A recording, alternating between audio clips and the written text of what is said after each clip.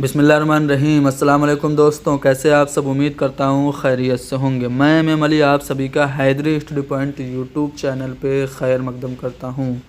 जैसा कि आप जानते हैं कि LT ग्रेड उर्दू के प्री का रिज़ल्ट जारी कर दिया गया है। जितने भी लोग शॉर्ट लिस्ट हुए हैं सबको मुबारकबाद।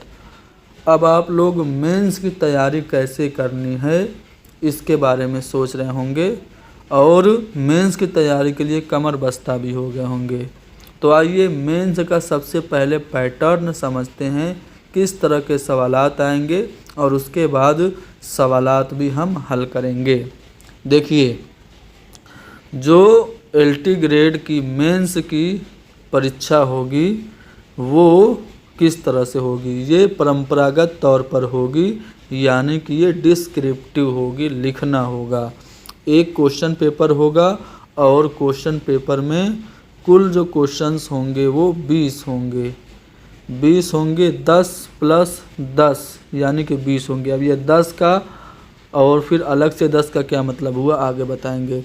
समय अवधि देखिए, समय अवधि 3 घंटा होगी, यानी 20 सवालों के लिए आपको 3 घंटे का वक्त मिलेगा। तो 10 प्लस 10 का मतलब है कि क्वेश्चन पेपर 2 हिस्सों में मुनक़सिम होगा। पहला जो हिस्सा होगा वो 10 प्रश्नों पे मुश्तमिल होगा और ये 10 प्रश्न आपको 125 वर्ड्स में लिखने हैं और हर प्रश्न के लिए आपको 8 नंबर मिलेंगे, यानी कि 10 गुणे 8 बराबर 80 नंबर आपको मिलेगा खंड अ यानी पहले हिस्से के लिए। और ये जो 10 सवाल पहले हिस्से के होंगे इनको आपको 125 शब्दों में लिखने हैं।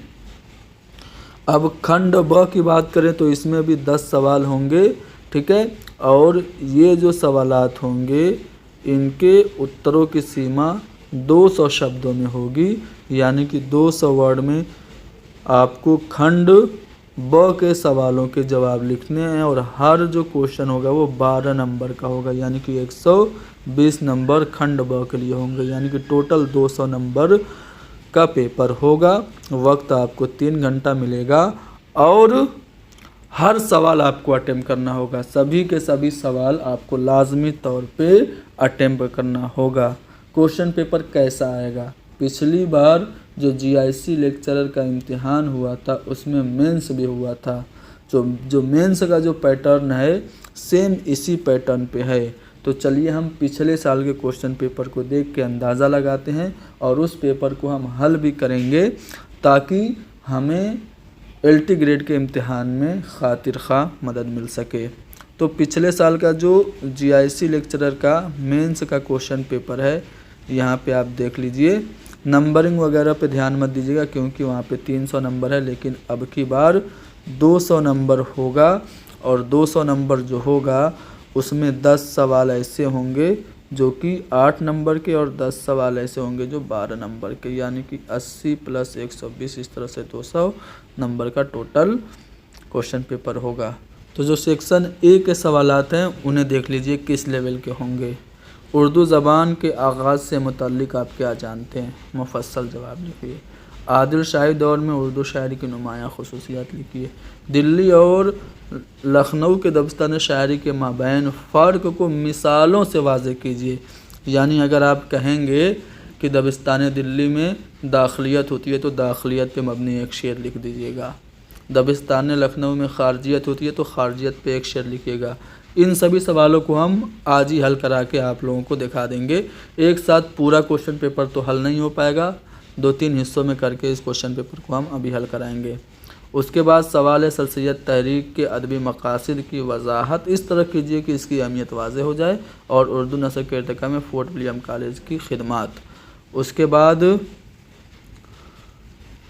ये सेक्शन A में यहाँ पे 5 सवाल है ना, ऐसे ही आपको 10 सवाल देखने को मिलेंगे। उसके बाद आपको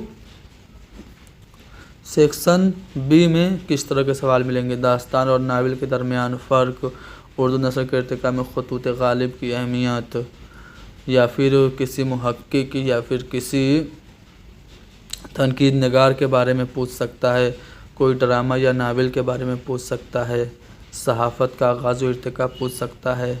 ठीक है, तो इस तरह से 2 हिस्सों में आपका पेपर डिवाइडेड होगा। तो ये जो पहले हिस्से के ये जो 5 सवालात हैं, चलिए मैं इन्हें आपको कैसे हल करना है सिखाता हूँ। वैसे तो 125 वर्ड में ही आपको इन सवालों के जवाब देने हैं, लेकिन मैं कोशिश करूँगा कि वर्ड्स को ज़्यादा बताऊँ, ताकि लगभग मैं 250 वर्ड्स में सवालों के जवाब दे रहा हूँ, ताकि आपको सब कुछ याद ना हो। तो उसमें से अगर 60-70% भी याद हो जाए तो आपके 150 वर्ड हो जाएं। तो जो पहला सवाल क्वेश्चन पेपर में था वो क्या था? उर्दू ज़बान के आगाज़ के मुतालिक आप क्या जानते हैं? मुफस्सल जवाब लिखिए। अब 125-150 वर्ड में आप तफसील से क्या ही लिख पाएंगे? तो जो कुछ आप लिखेंगे उर्दू ज़बान के आगाज़ से मुतालिक जो मुख्तलिफ़ नज़रियात हैं, जो माहिरीन की राय है, उनको आप कोटेशन के तौर पे लिख दीजिए। शुरू करिएगा कि उर्दू तुर्की ज़बान का लफ्ज़ जिसका मतलब है लश्कर या छावनी के। हिंदुस्तान में उर्दू लफ्ज़ सबसे पहले तुज़्क़े बाबरी में इस्तेमाल हुआ। मीर अमन ने इसके बारे में कहा कि उर्दू अकबर के ज़माने में पैदा हुई और शाहजहाँ के ज़माने में इसने फ़रोग़ पाया। उसके बाद अलग अलग मुहक्किकीन और माहिरीन ने इसके बारे में अपनी राय दी। जैसे मोहम्मद हुसैन आज़ाद ने कहा कि उर्दू ब्रज भाषा से निकली। महमूद शिरानी ने अपनी किताब पंजाब में उर्दू में लिखा कि उर्दू की दागबिल पंजाब के इलाके में पड़ी। शौकत सब्ज़वारी ने दुआबे गंगो जमन और हरियाणा को उर्दू का मस्कन करार दिया, जबकि सुहेल बुखारी के मुताबिक उर्दू की जाए पैदाइश उड़ीसा है। इसी तरह से सुलेमान नदवी ने उर्दू ज़बान के आगाज़ का सर सिंध के सर बांधा। तो मोहिउद्दीन कादरी ज़ोर के मुताबिक इस पर हरियाणवी के असरात हैं। अख्तर और रेनवी ने उर्दू के मगध से निकलने की बात कही। तो नसरुद्दीन हाशमी के मुताबिक उर्दू दक्कन में पैदा हुई। ज्ञानचंद जैन ने उर्दू को खड़ी बोली की असल करार दिया। मसूद हुसैन खां ने उर्दू के आगाज़ इर्तिका से मुताल्लिक़ ये कहा कि उर्दू दिल्ली और उसके गिरदोनवाह में पैदा हुई, और आप इस तरह से उनका एक कौल भी कोट कर दीजिएगा। आखिर में खुलासा कलाम के तौर पे आप लिख सकते हैं कि ये सारे नज़रियात उर्दू के आगाज़ इर्तिका के बारे में हैं। इनमें जो सबसे ज़्यादा अथेंटिक है वो मसूद हुसैन खां का नज़रिया माना जाता है। तो इस तरह से मुख्तसरन मैंने वैसे तो 200 वर्ड्स में लिखे हैं, आप इसको शार्ट करके लिख सकते हैं। उसके बाद आदिल शाही दौर में उर्दू शायरी की नुमायाँ खसूसियात पर रोशनी डाली, ये पूछा गया है। तो देखिए, आदिल शाही दौर जब बहमनी सल्तनत टूटी थी तो 5 अदवार में तकसीम हुई थी, और उनमें 5 सल्तनतें जो बनी थी उनमें कुतुब शाही सल्तनत और आदिल शाही सल्तनत, इसने उर्दू के फ़रोग़ में काफ़ी ज़्यादा अहम रोल अदा किया था। तो आपसे पूछा है आदिल शाही दौर के बारे में। तो आदिल शाही दौर में क्या क्या अहम तसानीफ़ लिखी गई थी, उसके जो बादशाह था उसने कैसे उर्दू की खिदमत अंजाम दी, उसे आप लिख सकते हैं। पूछा है कि उर्दू शायरी की नुमायाँ खसूसियात उस दौर में क्या थी, तो आप इस तरह से शुरू करेंगे कि आदिल शाही दौर में शेर व अदब की सरगर्मियाँ अपने उरूज पर नज़र आती हैं। इस सल्तनत का बुनियाद गुजार जो था, जिसका नाम यूसुफ आदिल था, वो ख़ुद एक फ़ारसी का शायर और इल्म दोस्त था, इसलिए उसने इल्म फ़न और शेर व अदब की खूब पजीराई की। इस दौर के या इस सल्तनत के जो दीगर बादशाह थे, जिनमें इब्राहिम आदिल शाह सानी और अली आदिल शाह सानी भी एक बुलंद पाया शायर थे, इनके कलाम में अब ये खसूसियत है उर्दू शायरी की नुमायाँ खसूसियत आदिल शाही दौर की। तो आदिल शाही दौर के जो बादशाह थे उनके कलाम में सादगी, सलासत और रवानी पाई जाती है। तज़किरों से पता चलता है कि उस दौर का जो बादशाह था इब्राहिम आदिल शाह सानी, उसने मसनवी, कसीदा, गज़ल सब कुछ लिखा। उसकी एक किताब नौरस या फिर नौरस नामा जो कि दस्तयाब है, जो गीतों पे मुश्तमिल है, राग रागनियों पर मुश्तमिल है। इसका मौजू राग रागनियाँ है। तो इस तरह से आपने देखा कि आदिल शाही दौर में राग रागनियों पर भी किताबें लिखी गईं। इस दौर के कुछ अहम जो शुअरा थे उनका ज़िक्र करके, उनकी तसानीफ़ ज़िक्र करके आगे बढ़ेंगे आप कि इस दौर में अब्दुल ने मसनवी इब्राहिम नामा, शौकी ने एक रज़मिया मसनवी फ़तहनामा शाह और एक मसनवी मेज़बानी नामा लिखा। और मलिक खुशनुद ने हश्त बेरिश्त और बाज़ार हुस्न जैसी मसनवियाँ लिख के आदिल शाही दौर में उर्दू शायरी की आबियारी की। उसके बाद इस दौर का बादशाह था अली आदिल सासानी, जो कि 8वां बादशाह था। उसका शाही तखल्लुस था, उसकी कुल्लियात भी मौजूद है, यानी कि उसने जुमला असनाफ़ सुख़न पे तब आज़माई की कसीदे लिखे, मरसिये लिखे, मसनवी लिखी। ठीक है। उसकी गज़लों में रंगीनी है, रंगीन ख़याली है, मज़मून आफ़रीनी है, तख़य्युल की बुलंदी है, ज़बान उसकी सादा और सलीस है। और इसी के दौर में इसी का एक दरबारी शायर नुसरती था। नुसरती ने 2 मसनवियाँ लिखी, गुलशन इश्क जो कि इश्किया मसनवी है और दूसरी अली नामा। इसके अलावा तारीख़ इस्कंदरी भी इसकी है। उसके बाद आदिल शाही दौर में तसव्वुफ़ मज़हबी और अखलाकी मज़ामीन पर भी शायरी नज़र आती है। बुरहानुद्दीन जानम उस दौर में थे जिनकी नज़्मों में मजहबी तालीमात और तसव्वुफ़ के मसाइल पाए जाते हैं।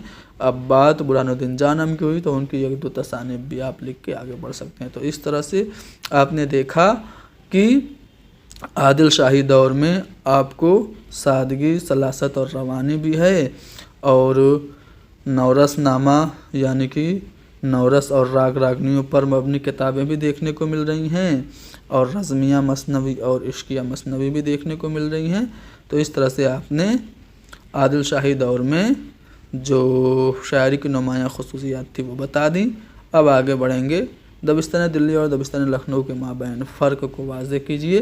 देखिए, दबिस्तान दिल्ली के यहाँ दाखिलियत पाई जाती है। यानी दाखिलियत क्या है, आप इसकी तारीफ़ भी कर सकते हैं कि शायर दुनिया से गरज नहीं रखता, अपने दिल की दुनिया में झाँक कर उसकी वारदात को इजहार करता है। इख्तिसार से काम करना है तो सिर्फ ये कह के आगे बढ़ जाइए कि दबिस्तान दिल्ली के शोरा के यहाँ दाखिलियत पाई जाती है। अब दाखिलियत के लिए एक शेर सुना दीजिए कि मुझको शायर न कहो मीर के साहब हमने दर्द गम कितने की ये जमा तो दीवान किया। या फिर एक और शेर कि पास नामों से इश्क था वरना कितने आंसू पलक तलक आए। इस तरह से आप दबिस्तान लखनऊ की बात करें तो इसमें खारजियत है। खारजियत का एक शेर यहाँ पे आपने कोट करके दूसरी खसूसियत बता दी या दूसरा फ़र्क बता दिया। जमुना में कल नहा कर जब उसने बाल बांधे, हमने भी अपने जी में क्या क्या ख्याल बांधे। इस तरह से दबिस्तान दिल्ली और दबिस्तान लखनऊ के दरमियान जो दूसरा फ़र्क है वो ये है कि दबिस्तान दिल्ली के यहाँ तसव्वुफ़ और अखलाक का रंग है, जबकि दबिस्तान लखनऊ के यहाँ उरियानियत, फहशनगारी और निसाई ज़िंदगी है। तसव्वुफ़ और अखलाक की बात हो रही है तो दबिस्तान दिल्ली के किसी एक शायर का तसव्वुफ़ पे मबनी एक शेर कोट करके आगे बढ़िए। और उरियानियत और फहशनगारी की बात हो रही है तो दबिस्तान लखनऊ के किसी एक शायर का ऐसा शेर जिसमें कि निसाइयत हो उसको कोट करके आगे बढ़िए। जैसे मैंने यहाँ पे तसव्वुफ़ से मुताल्लिक़ शेर लिखा है कि जग में आकर इधर उधर देखा, तू ही आया नज़र जिधर देखा।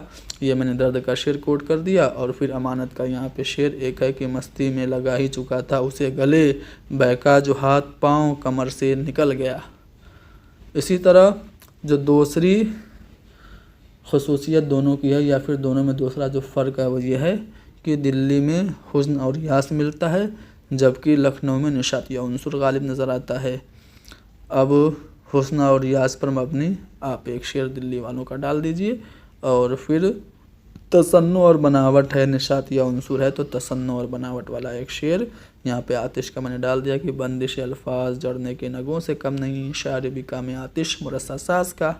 इसी तरह एक और फ़र्क डाल दीजिए कि दबिस्तान दिल्ली की शोरा के यहाँ सादा और सलीस अंदाज़ होता है, सैल मुमतना में बात होती है, जबकि रियायत लफ्ज़ी होती है। लखनऊ वालों के यहाँ ज़िला जुगत होती है, तशबीह और इस्तिआरे का इस्तेमाल होता है। अब सादा और सैल मुमतना की बात होगी तो एक शेर दिल्ली वालों का कोट कर दीजिए कि तुम मेरे पास होते हो गोया जब कोई दूसरा नहीं था। देखो कितनी आसानी से सलीस ज़बान में बात मोमिन ने कह दी। लेकिन जब लखनऊ की बात आती है तो ये मामला बंदी से काम लेते हैं, रियायत लफ्ज़ी से काम लेते हैं। लिखते हैं कि कब्र के ऊपर लगाया नीम का उसने दरख्त, बाद मरने के मेरी तौकीर आधी रह गई। तो इस तरह से आप कई फ़र्क दिखा सकते हैं। ठीक है, ये PDF मैं आपको हमारे टेलीग्राम पे दे दूंगा, इसको आपको पढ़िएगा तो इससे आपको बहुत ज़्यादा फ़ायदा मिलेगा। मैं एक आइडिया दे रहा हूँ, ठीक है। आपको ऐसे ही लिखना है। जो कुछ आप बात करिए कोट करके जो माहिरीन हैं उनकी राय को भी आप रखिए कि मैं तो ये कह रहा हूँ, मेरी बात को और ज़्यादा पुख्ता और दलील के तौर पे साबित करने के लिए आप देखिए ये भी ऐसा ही कह रहे हैं। ठीक है, आपने कहा कि दिल्ली में दबिस्तान दिल्ली में वाक़ियत और सदाकत होती है, तो आप इस बात को साबित करेंगे ना कि हाँ वाक़ियत और सदाकत होती है। तो उसके लिए एक शेर सुनाइए। लखनऊ में मामला बंदी होती है और मुबालगा आराई होती है, तो मुबालगे का एक शेर सुनाइए लखनऊ वालों का। इस तरह से आपको करना है, जो कुछ बात करिए उसकी दलील भी दीजिए। अब आते हैं अगला सवाल। सर सैयद तहरीक के अदबी मकासद की वजाहत इस तरह कीजिए कि इसकी अहमियत वाज़ेह हो सके। अब सर सैयद तहरीक के अदबी मकासद की बात हो रही है, तो इस तरह से मैंने अपना एक अंदाज़ा लगाया है, आप मुझसे मुख्तलिफ भी हो सकते हैं। मैंने क्या लिखा है कि सर सैयद अहमद ख़ान की शुरू करदा तहरीक का बुनियादी अदबी मकसद उर्दू ज़बान को दास्तानवी तर्ज से निकाल कर संजीदा इल्मी, साइंसी और अक़ली मबाहिस के काबिल बनाना था, ताकि जदीद तालीमी व तहज़ीबी इस्तिलाहात का फ़रोग़ मुमकिन हो सके। यानी जो फ़रसुदा मज़ामीन थे उर्दू में चल रहे थे, उससे हट के सर सैयद तहरीक में हकीकत निगारी, मकसदियत, सादगी और सलासत, तनव्वु और वसअत, अक़लियत पसंदी और इस्तिदलाल की तरफ दावत दी गई।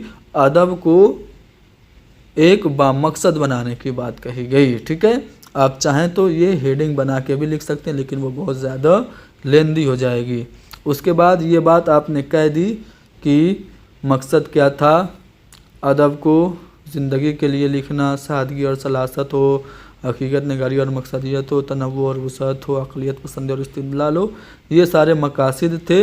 अब आप इस बात को और ज़्यादा क्या करेंगे, अच्छे से एक्सप्लेन करेंगे और आखिर में ये लिखेंगे कि खुलासा कलाम ये है कि अलीगढ़ तहरीक ने उर्दू नस्र को मकसदियत, सादगी और बयानी अंदाज बख्श कर जदीद दौर के तकाज़ों से हमाहंग कराया, जो कौम की ज़हनी बेदारी के लिए अहम था। सर सैयद चाहते थे, अब यहाँ पे सर सैयद का एक कौल आपको डाल देना है। सर सैयद चाहते थे कि फ़लसफ़ा हमारे दाएं हाथ में हो, नेचुरल साइंस हमारे बाएं हाथ में और कलमा ला इलाहा इल्लल्लाह का ताज हमारे सर पर हो। तो इस तरह से आपकी बात और ज़्यादा वाज़ेह हो गई। अब आपने अपने तईं सर सैयद तहरीक के अदबी मकासिद तो बता दिए। अब आप एक दो अहम शख्सियत जो मोतबर शख्सियत हैं उनको कोट कर दीजिए, ताकि आपकी बात और ज़्यादा मोहकम हो जाए। अब आप एहतशाम हुसैन की बात को यहाँ पे डाल देंगे, एहतशाम हुसैन का कोई कौल डाल देंगे। एहतशाम हुसैन इस तहरीक के मकासद का जिक्र करते हुए लिखते हैं, आपने अपने तौर पर मकासद बता दिए कि अक़लियत पसंदी थी, तनव्वु और वसअत थी, हकीकत निगारी थी, सादगी और सलासत थी। अब एहतशाम हुसैन भी तो आपसे मुत्तफ़िक हैं कि नहीं, इस बात को आप लिखिए कि एहतशाम हुसैन लिखते हैं कि इस तहरीक के कई पहलुओं में नए उलूम का हुसूल था, मज़हब की अक्ल से तफ़हीम थी, समाजी इस्लाह और ज़बान व अदब की तरक्की और सरबुलंदी शामिल थी। एक काफ़ी नहीं आपको लग रहा है तो एक और लोग को कोट कर दीजिए, रशीद अहमद सिद्दीकी को कोट कर दीजिए। वो कहते हैं कि इस तहरीक के मकासद में हिंदू उर्दू, हिंदू मुस्लिम ताल्लुकात, अंग्रेज़ी और अंग्रेज़ी हुकूमत, अंग्रेज़ी ज़बान और मगरिब का असर और तकाज़े वगैरह चंद पहलू शामिल थे। तो इस तरह से जो कुछ आप कह रहे हैं उसको दलील के साथ कहिए, ताकि आपकी बात एग्ज़ामिनर अच्छे से समझे और एग्ज़ामिनर क्या करे, इम्प्रेस हो। अब फोर्ट विलियम कॉलेज की खिदमत पर रोशनी डालने के लिए क्वेश्चन पूछा है। तो फोर्ट विलियम कॉलेज का क़याम 1800 ईस्वी में अमल में आया था। आप उसको उसकी तारीख़ लिखने की ज़रूरत नहीं है कि कैसे अमल में आया, नहीं, जो पूछा टू द पॉइंट आइए।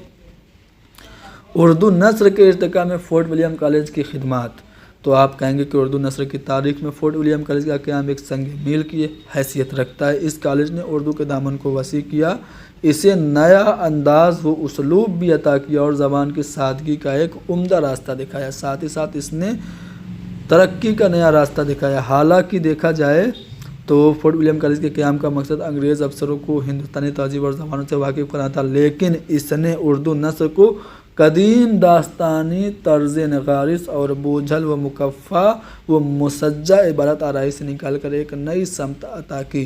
फोर्ट विलियम कॉलेज से पहले जो दास्तानें होती थी उसमें मुकफ़ा और मुसज्जा और बोझिल अल्फाज होते थे, लेकिन फोर्ट विलियम कॉलेज ने इसे आसान ज़बान में तर्जुमा करा के एक सलीस और नए उसलूब की बुनियाद डाली। इस कॉलेज के शोबे उर्दू के या शोबे हिंदुस्तानी के जो सदर थे वो जॉन गिलक्रिस्ट थे, जिन्होंने मुल्क भर से उम्दा मुसन्निफीन को जमा किया और उनसे मायानाज़ किताबों का उर्दू में तर्जुमा कराया। अब उम्दा मुसन्निफीन में एक दो मुसन्निफीन को आपको कोट करते हुए चलना है। मीर अम्मान, हैदर बख्श हैदरी, काज़िम अली जवान, लल्लू जी वगैरह ने आसान और सलीस ज़बान से उर्दू नस्र के इर्तिका में काबिल कद्र खिदमत अंजाम दी और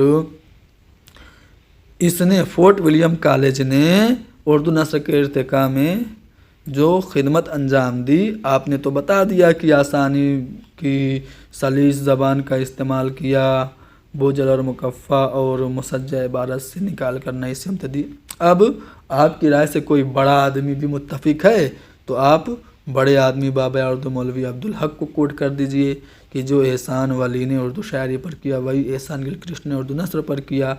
यानी कि चूँकि गिलक्रिस्ट ही सदर थे शोबे हिंदुस्तानी के, तो उन्होंने ही आसान उर्दू ज़बान में किताबों का तर्जुमा किया और इस तरह से एक उर्दू को क्या किया, मुश्किल पसंदी से आसानी की तरफ लेके आए।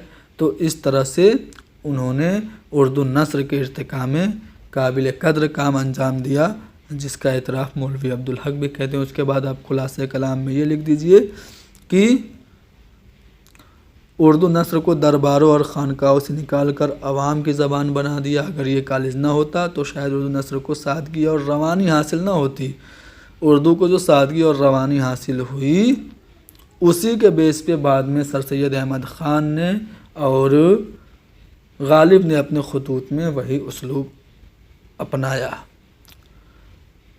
बात इस तरह से ख़त्म कर रहा हूँ कि अगर ये कॉलेज कायम ना होता तो शायद उर्दू नस्र को वो सादगी और रवानी हासिल करने में मज़ीद कई दहाइयाँ लग जाती, जो बाद में सर सैयद अहमद ख़ान की तहरीक में और मिर्ज़ा गालिब की खतूत निगारी में देखने को मिलती है। तो इस तरह से हमने 5 सवाल आपको हल करा दिए, ठीक है।